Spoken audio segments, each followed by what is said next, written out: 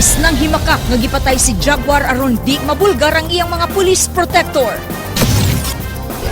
Gobernador sa Negros Oriental gitaktak na sa serbisyo. Minilyon nga kantidad sa drogas nasakmit atol sa managlahi nga police operation sa Sugbo. Magguwang sa mayor sa lungsod sa San Fernando gipusil sa Tigbakayan.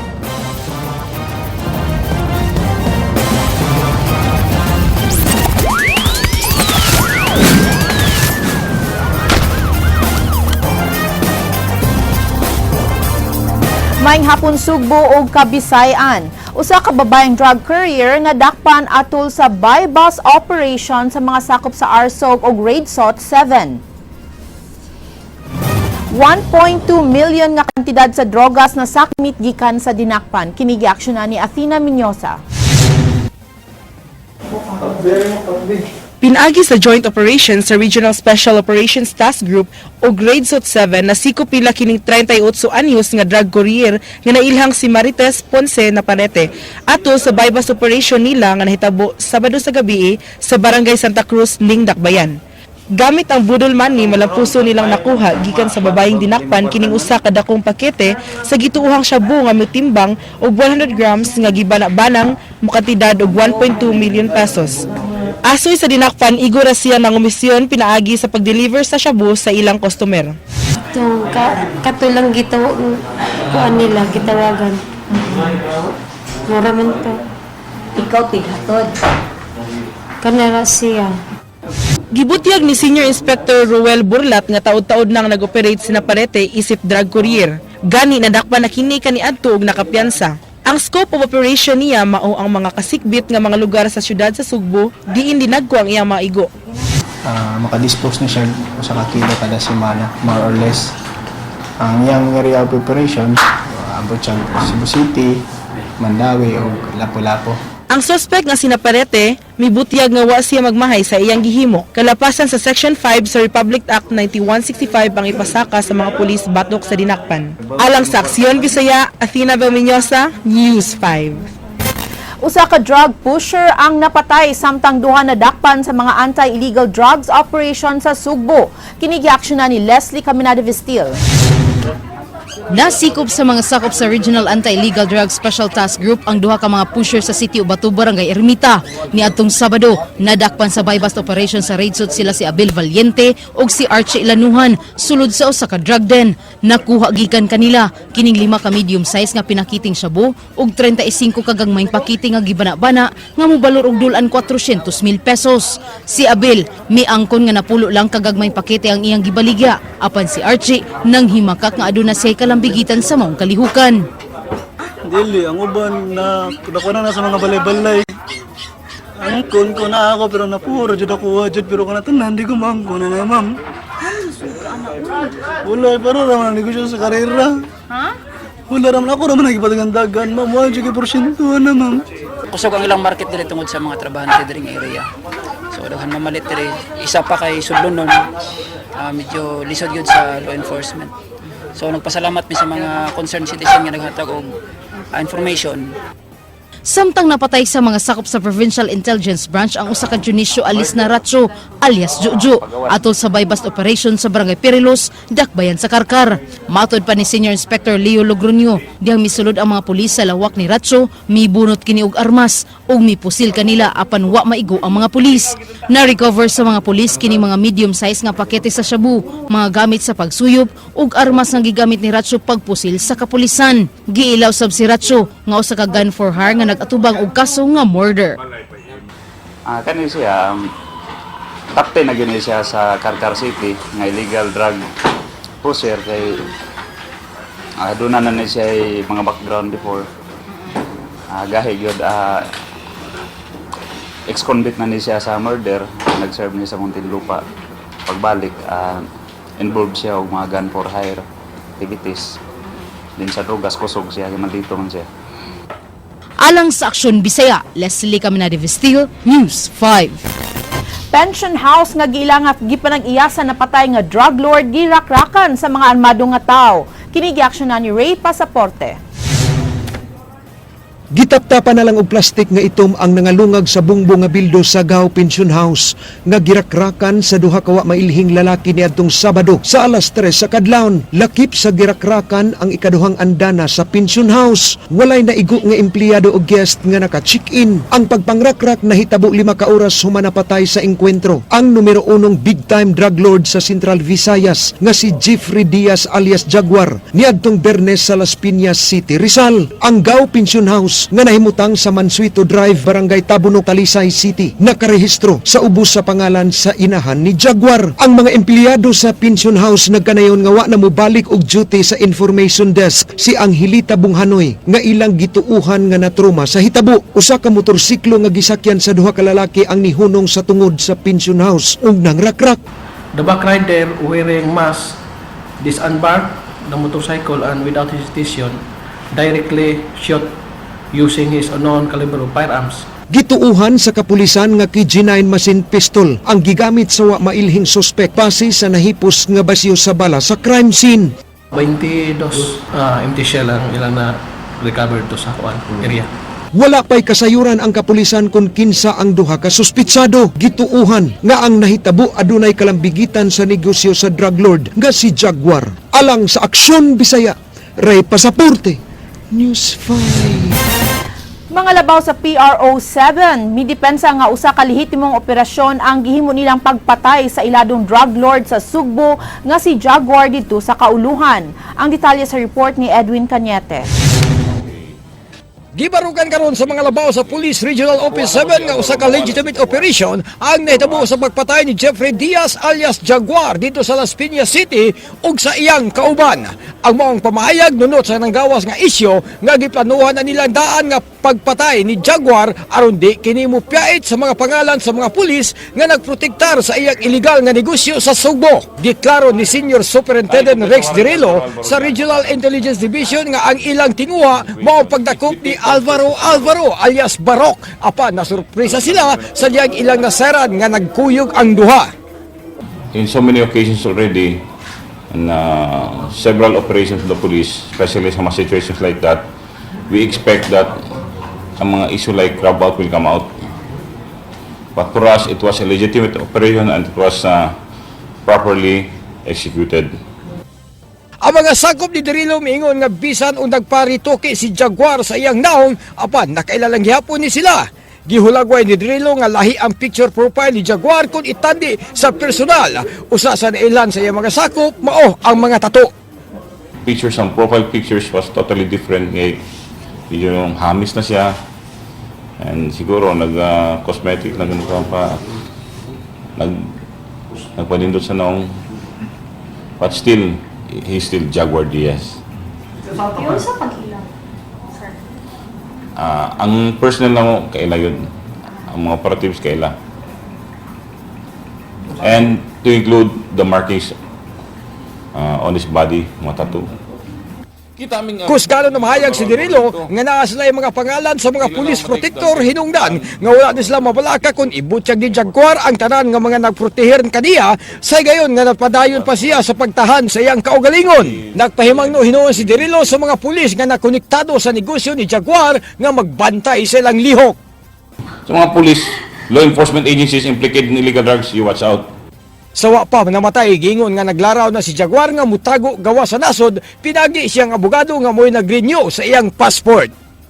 Alang sa Aksyon Bisaya, Ed Cañete, News 5. Buot sa kapulisan nga masakmit sa kagamhanan ang mga bank accounts sa napatay nga drug lord nga si Jeffrey Diaz. Ang mga pulis mibahad nga sunod nilang gukdo ng uban nga mga drug lords bisan o wala na sila sa Sugbo. Kinigi-aksyon na ni Edwin Cañete. Subayon sa kapulisan ang mga accounts ni Jaguar sa bangko nga matut pa kita sa illegal nga negosyo. Ang among priority karon, kuhaon sa natong aparatos ni Jaguar. Aparatos by means nga dili ni siya capable mo launch og counter-strike sa atong mga kapulisan, sa iyang mga siguro mga gidudahan nga mga informant o atong police assets. We destroy his apparatus. Gihulagway ni Chief Superintendent Patrocinio Cominador nga ang pagkamatay ni Jaguar ug ang pagpugong sa mga bank accounts aron maparalisar ang ilang organisasyon. Matod ni Cominador, si Jaguar adunay gihuptan nga mga bank accounts ubos sa laing mga pangalan. Ang sunod sa listahan nila sa mga drug lord mao na ang sunod nilang kuhaon. Usa sa mga kamanduan ni Cominador sa iyang mga sakop ang pagukod sa mga drug lord bisan sa gawas sa Rehiyon 7. Muna yung magsulti. Muna yung magsulti. Ang amo diha na opportunity dato tungkol sa atong mga nakuha ang mga intelligence reports. Ito say, ang among mga operations will be done here, will be done outside Region 7.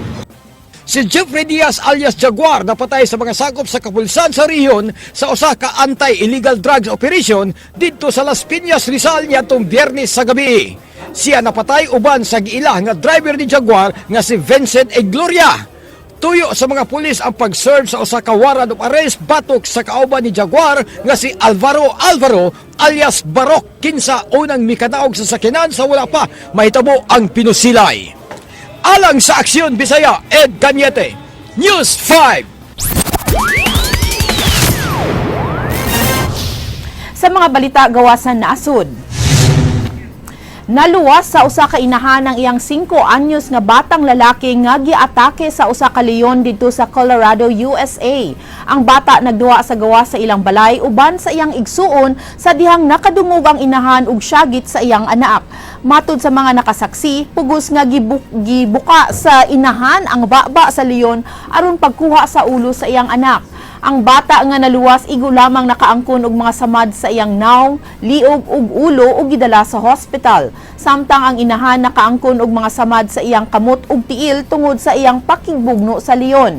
Napatay sa mga law enforcement officer ang gibana-bana nga duha ka tuig nga leon nga mitubag sa alarma sa pagtawag sa 911.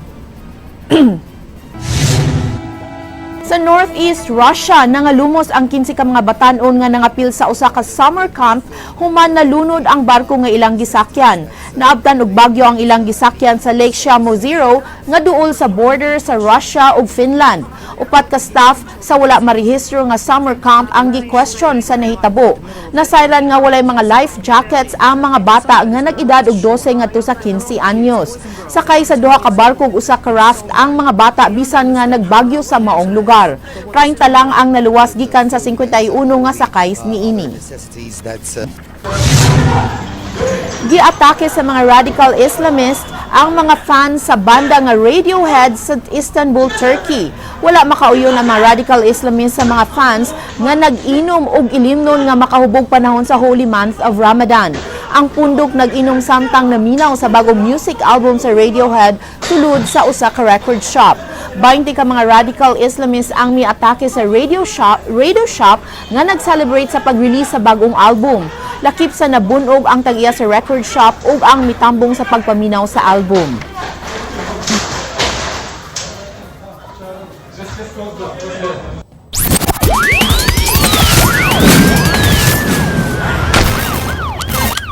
Igsoon sa mayor sa lungsod sa San Fernando gipusil og magtiayon sud sa roydahan sa Tigbakayan atol sa kapistahan sa barangay ni adtong Sabado sa hapon.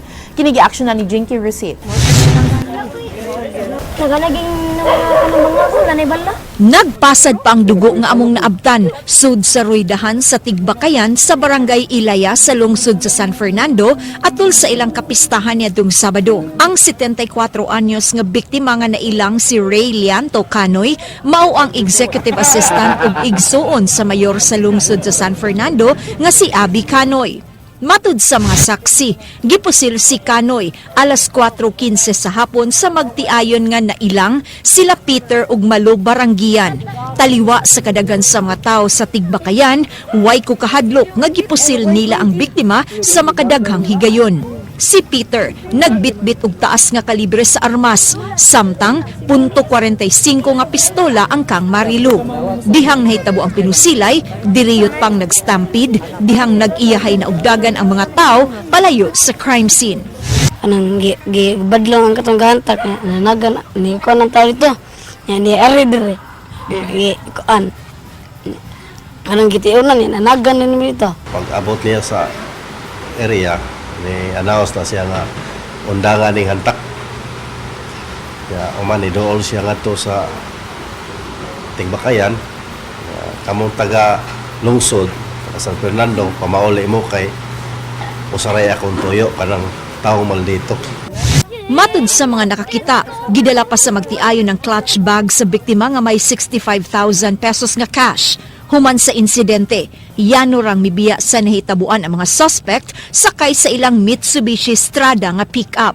Si Kanoy, daling gidala sa South General Hospital sa Dakbayan sa Naga, apan gibalhin rasabdayon kini sa Chonghua Hospital pagkagabii. Gisusi pa sa mga pulis ang posibleng motibo sa krimen apan nasuta nga dugay nang dunay bangi ang duha ka habig. Usman ni Peter Pusil otong pagkahayang man gikuha ang pusil ni sa biktima o gipusil po ni Malo. Munay ato na kuha nga informasyon dito. Ang mayor nga mibalibad sa pagatubang sa kamera, mimando sa mga pulis sa hinanali nga pagkasikop sa magtiayong baranggiyan. Iyang gikundina ang pagpusil siyang igsuon taliwa sa kadaghang tao sa crime scene. Gipangita na sa San Fernando Police ang mga suspect, kinsa gikatahong misibat paingon sa Negros Island. Kasong robbery ug frustrated murder ang gihikay na sa San Fernando Police batok nila. Alang sa Aksyon Bisaya, Jinky Rosit, News 5. Upat ang gidala sa hospital dihang natumba ang ilang gisakyan nga multicab nga gibanggaan sa crosswind. Kini giaksyonan ni Ray Pasaporte. Nitakilid kining multicab human naigo sa Isuzu Crosswind dinhi sa dalan Arpadilla Street sa barangay Dulho, Fatima. Ang driver sa multicab Hermilo Garcia nga taga Cebu nga padung unta sa Ayala. Miabanti siya tungod kay go ang signal light apan pagkatungod niya sa intersection. Kalit siyang gidasmagan sa crosswind nga gimanehon ni David Jonathan Soriano. Si Garcia ug iyang mga pasahero nga kauban sa trabaho nakaangkon og mga samad sa lawas. Ko sa siga sa green sa stoplight.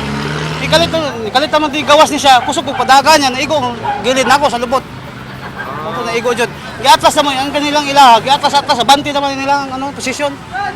Ang driver sa crosswind nga si Soriano nagdumili sa pagpadayag sa iyang habig.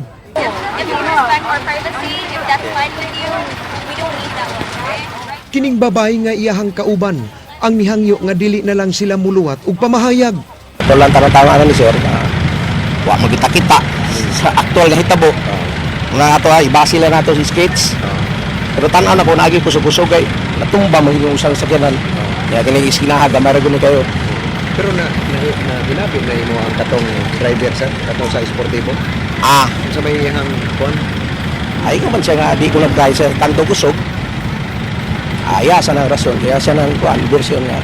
Ang upat nga naangol nga sila si Marjon Amoro, Jerdin Obas, James Allen Osorio ug Clint Caminero gidala sa tambalanan sa Dakbayan sa Sugbo.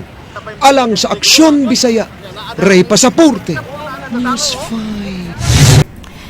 5. 5 ka balay na ugdaw sa sunog sayo kaganhang kadlawon samtang usa ka balay na ugdaw ug laing 7 ka nakaangkon sa kaso sa sunog kagahapon.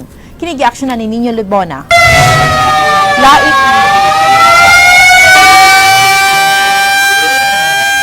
5 ka balay na ugdaw ug usa na kan-an sa kayo sa sunog sa Sitio Hideaway Unit 4 Barangay Kalunasan pasado alas 4 sayo kaganinang buntag. Ang sunog gikataho nga nagsugod sa panimalay ni Vilma Diladin nga daling mikatap sa mga kasikbit nga balay niini.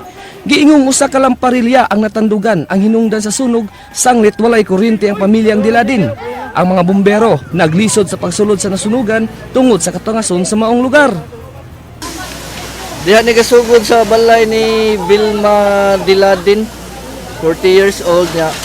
Wala ni sila electricity, mauna layang nakita nga nagdilaob ng ilang kwarto dapit area nga gikaon ang kisame nga ilang gigamit is kerosene lamp. Among duda ni natandugan ni ang iyang lampara ba kay wa man ni sila electricity. Si Gregorio Magdasal nga nakabantay sa sunog daling nagpatabang sa iyang mga silingan. Kung sa dakong balay, maaari nga ako ikakuan sa inyo. Unsa man kuno hinungdan sa mong wala po ko kabalo sa hinungdan lagi ubon. Pero kanang balay wala nagpuyo ana. Na. Wala ba? Usod ba? Laing sunog ang miigo kaghapon sa hapon sa Sitio Hinares, Barangay Suba, Dakbayan sa Sugbo. Ang sunog milamoy sa usa ka balay samtang laing 7 ang nakaan sa kayo. Elektrikal ang gituwang hinungdan sa sunog ug nagikan sa panimalay ni Jonathan Bacaldi. Nadawat sa kabumbiruhan ang alarma pasado alas 5:45 sa hapon, nakontrol kini paglabay sa 15 minutos ug giisa ngadto sa first alarm. Alang sa Aksyon Bisaya, Ninyo Libuna, News 5. Usa ka lalaki ang gikatahong miambak sa Second Mactan Bridge kagahapon sa buntag. Apan wala makuha sa security camera ang pag-ambak tungod kay guba kini. Kini gi-aksyonan ni Ray Pasaporte. Si Marlon Liagas nga gikan namasol og isda sa ubos nga bahin sa Second Bridge nakasaksi sa pag-ambak sa usa ka lalaki gikan sa Taytayan. Matud niya, nagbabag ang lawas sa biktima dihang nitugpa kini sa dagat ug naglisod na sa paglangoy. Nakalangoy pa siya, langoy siya, paingon dito sa poste. Di naman siya kakuan mo itong balik siya. Ako gyari sir, ako kita na pa man sir gito ga kapay pa man sir. Pagkapay na mo to nga tanan ko nga wa magi makaluwa sir. Pinagang ko itong tawag ko nga itong 105. Ya, pero naapa sa sir kapay pa. Pwede gay makapot ang response ang atong ambulance. Mao to nga wa. Gitudlo ni Andrin ang tunga-tunga nga bahin sa Taytayan diin ni ambak ang maong lalaki ug sa gitugpahan ni ini sa dagat. Matud ni Andrin, ang mga tao nga nagjogging sa ibabaw nga bahin sa Taytayan mao'y nagsigig sinyas kanila sa ubos nga tabangon ang biktima. Gituuhan nila nga gianod sa sulog sa dagat nga paingon na magtaob ni adtong higayuna. Di mo sa rescue sir kay tungod nga lawong naman kayo sir ya. Usa man kay sug. Suway nga gi-review ang record sa CCTV ibabaw sa Taytayan, ining empleyado sa Maritime Police gikan sa alas 6 hangtod sa alas 8 sa buntag. Apan wala na record ang pag-ambak. Ang ibabaw ra nga bahin sa Taytayan, ang ni-function nga CCTV camera ug naguba ang wire sa upat ka CCTV ilawom sa Taytayan. Alang sa Aksyon Bisaya, Ray Pasaporte, News 5. Pasado alas 12 karon lang hapon usa ka patayng lawas nakit-an nga milutaw sa Mactan Channel. Ang patay nga lawas na bangalan na ilawom sa first bridge dapit sa Lapu-Lapu. Ang lawas sa usa ka lalaki gituohan nga iya sa miambak sa second bridge kagahapon sa buntag. Mga investigador padayong misusi sa identity sa biktima.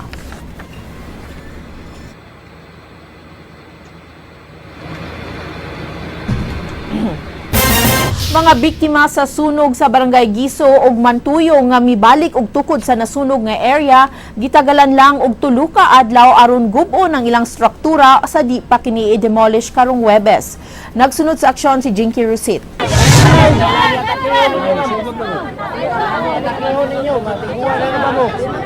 Subli nga mitumaw ang tensyon kaganiha tali sa demolition team ug sa mga residente sa Barangay Gizo nga gitakdang maapektuhan sa nagpadayon nga reblocking sa area.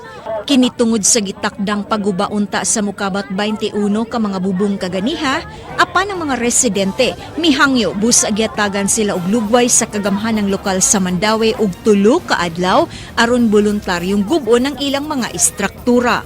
Base sa mando, sa CICC una sila temporaryong ihiklin, apan si Anne-Marie di na buot pang mubalik sa maong lugar. Numero 1, perting bawa, perting inita, yaway tubig, ang hangin, di pagay kang ablik sa CR, perting ng bawa, mang Lisbona.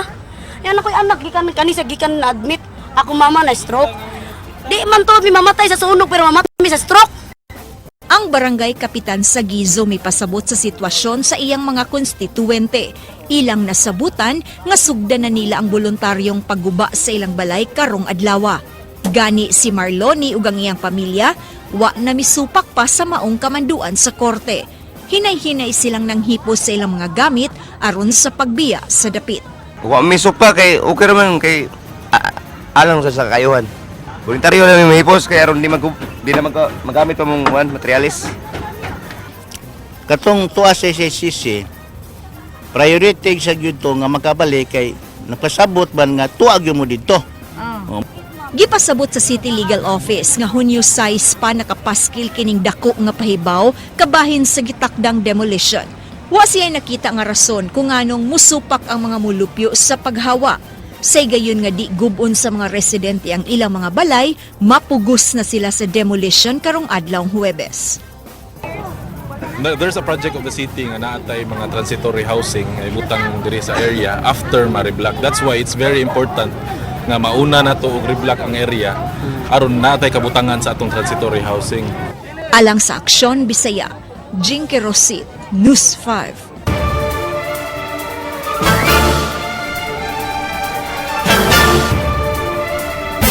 Wala pa mosulod ang ting-uwan apan mipahimangno ang pag-asa nga mangandam ang anaan na himutang sa mga danger zones o mga landslide-prone areas. Kini giaksyonan ni Dayanara Torres. Sa buwan sa Hunyo, 92% pa lang sa normal rainfall ang nadawat sa Kabisayan. Pagkakaron, mas daghan ang mga adlaw nga giuwan kaysa sa buwan sa Mayo. Matod sa pag-asa, wala pa mosulod ang panahon sa ting-uwan sa nasod. Matag buntag, masinatig gihapon ang kainit sa adlaw. Ang senior weather specialist sa pag-asa nga si Engineer Al Kidlat, may pahimangno nga angay magmatngon ang katawhan batok sa kusog nga pag-uwan hilabi na sa hapon o kagabihion. Ang thunderstorm is enough nga pwedeng makahatag o kaning pagdahili sa yuta, floods, or even kaning strong winds. So, and of course, beware of lightning strikes, particularly in the afternoon and evening. Ang pag-asa maka-issue og pahimangno mga 2 ka oras sa dili pa ang kusog nga pag-uwan gamit ang ilang radar. Mahimo nga masayran ang ilang mga pahimangno pinaagi sa social media sama sa ilang Facebook page, Twitter account ug sa mga alerts nga ilang gipadala sa mga sakop sa LGU ug media. Alang sa Aksyon Bisaya, Dayanara Torres, News 5. Gobernador sa Negros Oriental gipahamtangan sa ombudsman og silot nga pagkataktak gikan sa serbisyo. Kini gipasakan og sumbong sa giingon nga anomoloso nga pag-apod-apod sa 480 million pesos nga calamity fund panahon sa bagyong Sendong. Kini giaksyonan ni Lorelie May De Paz.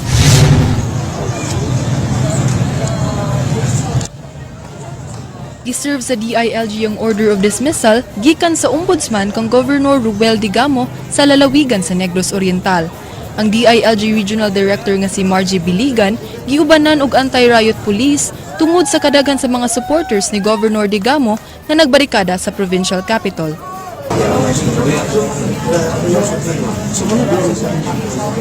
Wala si Governor Digamo sa Kapitolyo dihang giserve ang dismissal order o gipapilit sa DILG sa bongbong sa Capitol ang order sa ombudsman. Si Vice Governor Mark Macias gimanduan sa DILG sa pag-assume sa posisyon pagkagobernador sa Negros Oriental. I, Edward Mark L. Macias, MD of Dumaguete City, Negros Oriental, having been elected to the position of Vice Governor of Negros Oriental. Si Governor Ruel Digamo unang gipasakaan sa administrative case ni atong tuig 2012. Apan tungod sa Aguinaldo Doctrine human sa iyang re-election ni atong 2013, naabsuelto si Digamo sa administrative case nga 11 counts of alleged malversation of public funds through falsification. Kini adunay kalabot sa 480 million pesos nga calamity funds nga iyang gidistribute human sa bagyong Sendong. Karong tuiga, nahukman sa ombudsman ang criminal case sa maong kaso ug mipahamtang sa gobernador og silot nga pagkataktak gikan sa iyang pwesto. Naglakip kini sa silot nga dili na siya makalingkod sa bisan unsa nga posisyon sa gobyerno. Alang sa Aksyon Bisaya, Lorelie May De Paz, News 5. Nasangad sa Panamanian cargo vessel sa Monad Shoal, hingpit nga nasibog gikan sa orihinal niini nga nahimutangan kaganiha. Samtang salvage operations kagahapon pa gisugdan. Sila si Camina de Vestil sa detalye. Okay, good. Okay. Yes! Gipahibaw kaganang buntag ni Provincial Risk Reduction Management Head Baltasar Tribunalo nga nairugna ang barkong MV Bill Rose nga nasangad sa Monad Shoal. Matod niya, niadtong Sabado ilang gidive o gisusi og unsa kadako ang kadaot ilom sa dagat. Pinaagi sa tulo ka tugboats nga mao'y mitabang sa salvage operation na irog ang maong barko og 85 metros gikan sa orihinal niini nga nahimutangan. Hopefully karon makwanto siya niya gibutangan na to og buya, no? Kung imo di ka mulapas ani kay dinhi man ka naguba o di ka mulapas ani more or less. So ilang tagboat, duha ka tagboat sige bira-bira. Base sa nasabutan, guruhin ang barko aron mahatod ang gikarga niini sa lungsod sa San Fernando. Apan ang maong aksyon magdepende sa kasabutan nga makabot sa tagiya sa barko ug sa gobyerno. Tinguha sa lokal nga kagamhanan nga manubag ang tagiya sa barko sa kadaot nga nahiaguman sa mga coral reef ato sa pagkasangad niini. Guard gipull man na karon sa Coast Guard, then nanapod na ilain nga kanang ila pull out, that's the Coast Guard work. Okay, ang marina na pod is to magtow na pod na. Alang sa aksyon Subli na usab nga milihok ang bulkang Kanlaon ni adtong Sabado. Apan ang PDRRMO sa Subo miingon nga dili angayang maalarma ang publiko tungod kay layo ra nga maapektuhan ang Subo sa gingong abo nga gipagawa sa bulkan. Si Carlos Evo sa report. Niadtong Sabado sa alas 9 sa kabuntagon, nibuto ang bulkan sa Kanlaon. Nibuto kini tungod kay nagsagol ang magma ug tubig na nagikan sa ubos sa bulkan. Matud ni Tribulano, dili angay maguol ang Sugboanon tungod kay dili maapektuhan ang Sugbo tungod ang hangin nagpadulong kini sa habagatang kasagpan southwest sa Negros ug dili maapektuhan ang Cebu. So kung ari ka sa Cebu in terms of phreatic explosion, dili kay ta mabahala ni ana, no? So kung inana ang mahitabo is ang ako ring isulti nga mga tao para gyapon sa una magsigita og paminaw, monitor sa early warning nga ipabuhagay sa taga Fibogs. Gipahinumduman ni Tribulano ang publiko labi na kadtong nagpuyo duol sa bulkan nga magdala og panyo kung mulakaw. Mas maayo kung bason ang panyo kung ugaling walay mask. Protection kini gikan sa posibleng ash fall hatod sa pagbuto sa bulkan sa Kanlaon. Mo magdaog wala may kuan kanang mask ta dinha, no? Simple na kaayo kung grabe yung kusog ano na siya or bason na nimo kung magyud imong tualya just kung do na gyud kanang explosion gyud kanang ash fall, no? Sa pagkakaron, dili angayang mabalaka ang publiko sa pagkaaktibo sa bulkan apan kinahanglan lang ang kanunay magbinantayon. Alang sa Aksyon Bisaya, Carlos Evo, News 5. Mga operators sa canyoneering activities nga gipaundang sa Kapitolyo miliklamo nga nawad-an silang panginabuhi. Kini gi-aksyonan ni Leslie Caminada Vistil. Mitsabaw ang pipila ka mga operators human kasamtang ang gipaundang ang canyoneering activities sa Badian ug Alegria. Niadtong Sabado, mipadayag ang pipila ka mga tour guide operators sa ilang kasagmuyo. Di mo minus 400 ka mga tao ang nawadaan sa panginabuhian, di nilibo ang income ang nawala kanila. Matud nila, di sila supak sa ipatuman nga guidelines, apan apilon sabunta sila sa pagkonsulta sa pagmugna niini. Kunya, willing man sila mo pa-accredit if given na tagamin la guidelines. Wala man gyud, wala gyud ba bisag gamay ba. Kunya, giing namin ni Vice Gov matumin dito Monday para sa mga para sa discussion ng within. Pag adto na mo gipabalhin mami sa ato ilang Ma'am Grace sa pangimiting balik atong daday nga dito me. Inami nga ilan sa mga adto dito kay kanang sa para man sa mga guide ra. Na kami guide biya me, labi may mga guide nga handulan.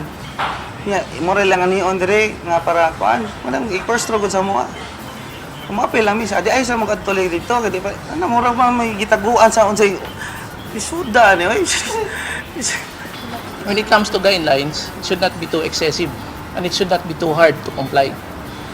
Because regulations should come in order to not to disable the livelihood of these people, but to help them. That's actually the main purpose. Kaya kung atong pasagdan na masubraan po to regulate to the extent nga dili na po siya makomply, yeah, it should be a detriment to the people working in this canyoneering activity. And we also don't want to see that there will be favored operators. It should be fair.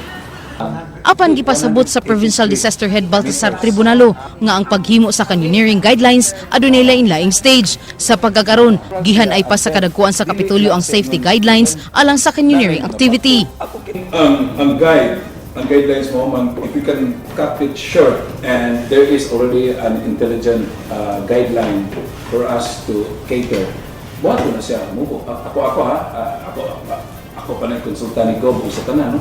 Buhaton na siya kung ma-claim na siya, no? Buhaton na siya kung Buhaton, we have to shorten that kung mo ang process. Pero kung imong padalion, kanya walang gihapon nga magbalik na punta, bahalag 3 months, bahalag 4 months. Ang mga canyoneering operators nagduda nga ang guidelines gituyo sa paghimo aron di sila mo qualify. Gituhuan nga dunay laing pundok ang interesado nga buot mo dumala niini. Alang sa Aksyon Bisaya, Leslie Caminada-Vistil, News 5. Mga mag-uuma sa Sugbo giawhag sa pagtanom ni atong mabuhi panahon sa ting-uwan. Giawhag usab ang mga local disaster teams sa pag-inspection sa mga disaster-prone area sa ilang lugar. Kini giaksyonan ni Dalin Marl Saragana. Gipahinamduman ang tanan nga mga local government units sa pagsusi sa ilang tagsa-tagsa ka mga lugar nga posibleng maigo sa baha ug pagdahili sa yuta. Matod sa Pangulo sa Disaster Office sa Kapitolyo, gikinahanglan ng information drive sa mga namuyo sa mga apektadong lugar. Si Baltazar Tribunalo nagkanayon nga gikinahanglan usab nga mag-meeting ang tagsa-tagsa ka disaster teams aron masayod na sa ilang buhaton sa panahon sa katalagman. I-revisit sa local government offices ang ilahang identification sa hazards, ma'am, especially sa bahaunon nga lugar, landslideon nga lugar, uwanunon nga lugar. Naman na sila yung mga contingency plans, either formal or informal. Pahimangnuan usab ni tribunalo ang mga mag-uuma sa pagsulod sa ting-uwan batok sa pagpananom ni adtong dalirang madaot tungod sa daghang tubig. Matod pa niya, angay pahimustan ang pagtanom ni adtong mabuhi sa ting-uwan. Farmers, wala pananom gyud mo taman ug maayo sa mga tanom nga kanang mabuhi sa ting-ulan. Alang sa Aksyon Bisaya, Delaine Marl Saragana, News 5. Pakyas ang dakbayan sa Sugbo sa paglabay ug balik sa basura sa dakbayan sa Inayawan Landfill. Wala pa ma-comply sa City Hall ang mga gi-require sa DENR aron magamit kini pagbalik. Kini gi-aksyonan nila si Caminada-Vistil. Ang Pangulo sa Department of Public Services nga si John Paul Hilasque miingon nga aduna pay requirement nga nagkuwang ang syudad aron sila tugutan sa DENR sa paggamit ug balik sa landfill. Matud pa ni Hilasque, si outgoing Councilor Nida Cabrera ang naghikay sa mga gikinahanglan. Storya pa mi ni outgoing Councilor Nida Cabrera kay naa pa siya yung mga gamay nga mga requirements from the DENR ug sa EMB nga iyang i-comply. Gi-require sa DENR ang tarong nga pag-manage sa methane deposits, perimeter fence, insakto nga pag-transport sa mga basura ug pagpahamutang og waste treatment facility sa Inayawan Landfill. Gikinahanglan usab ang pag-ayo sa service road paingon sa landfill. Matud pa ni Hilasque, kinahanglan nila nga butangan og anapog ang dalan aron di maghitak ang dapit kun muuwan. Napatay gamay nga bilin ma'am nga wala pa nabutangan og anapog katong gihimo akong gi-mention last week about the service road. Ato agianan sa ato ang mga dump trucks paghuwat sa basura sa taas. Alang sa Aksyon Bisaya, Leslie Caminada-Vistil, News 5.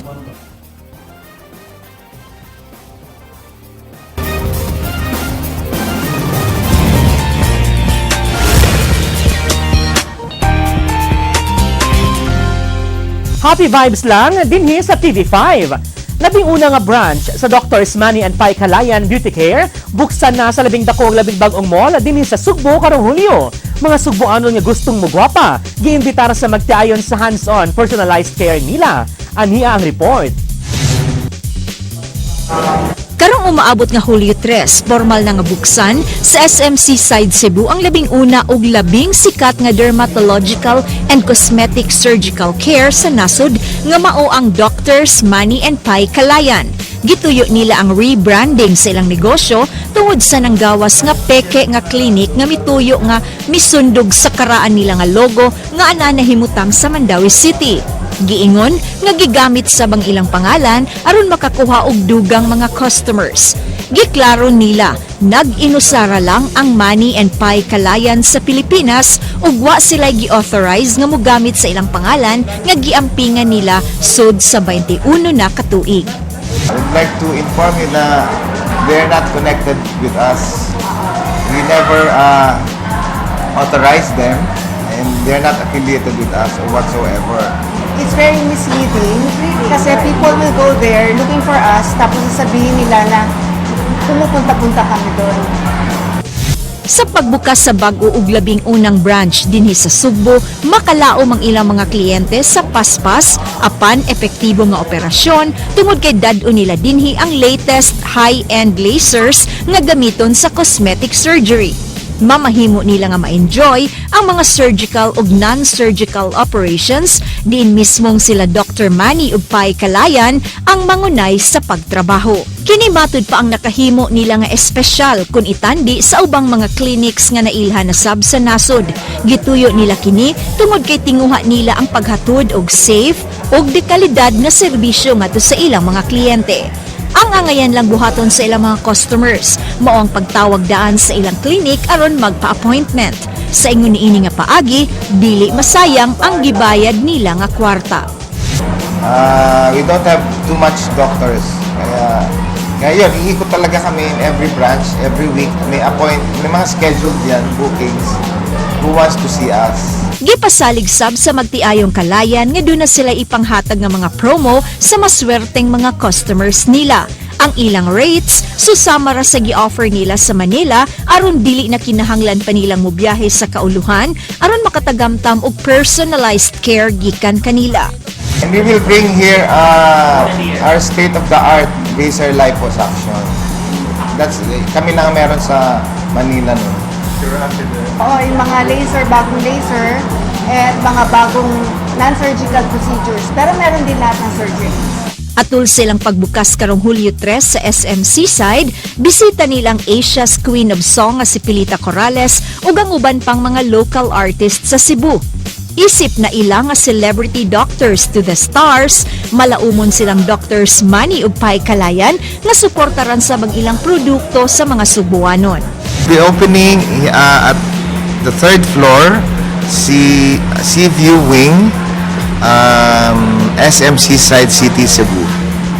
Thank you for the continued trust of thousands of patients also, and for all the generations of patients who would like to thank them.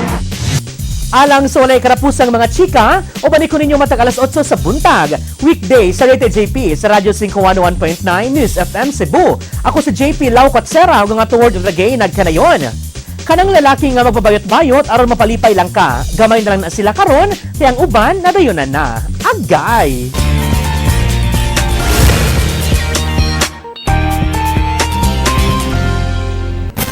Ug mao kadto mga balita sa Aksyon Bisaya, mga balita nga pundasyon sa ligdong nga opinyon o konkretong solusyon. Ako si Georgia Herrera. Bisan asa, bisan kanus kapatid, kay di lang kutob sa balita.